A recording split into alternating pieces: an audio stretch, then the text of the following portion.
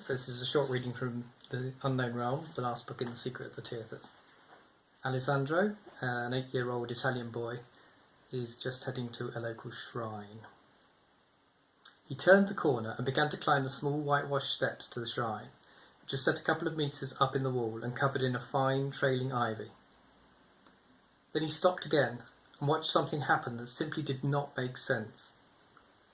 Dropping from the shrine, from its open grate, was a person, a girl with a ponytail, older than him, with the Madonna statue clutched in one hand.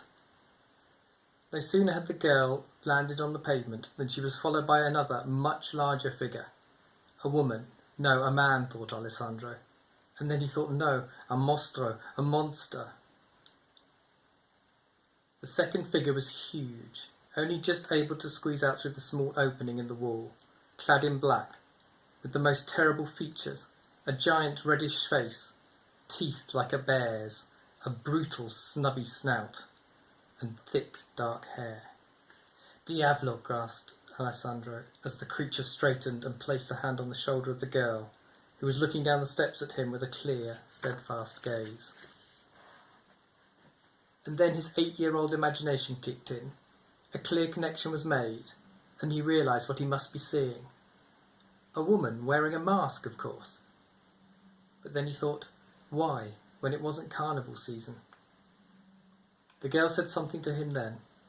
She spoke in a language he didn't understand, but her eyes were kind and her voice reassuring, so he felt the fear in him subside. Then she looked up at her strange companion and said something to her. The masked woman replied in an urgent voice that sounded to Alessandro like Darth Vader from Star Wars. Was something wrong with her, he wondered. The woman stepped aside, and standing on tiptoes, the girl quickly replaced the statue of Mary in the shrine and pushed the protective grille back into place. Next moment, the woman with the demonic mask was striding down the steps towards Alessandro, pulling the girl along behind her. Togliti di mezzo, the woman said to him, and he stepped sideways to pin himself to the wall as they came past, clearly in a hurry. There were many things Alessandro would never forget from that night. The crone, the foul, metallic smell of the devil-masked woman, the deathly, unbearable wail that shook Venice a short while later and made everyone think the decadent city had finally reached the end of days.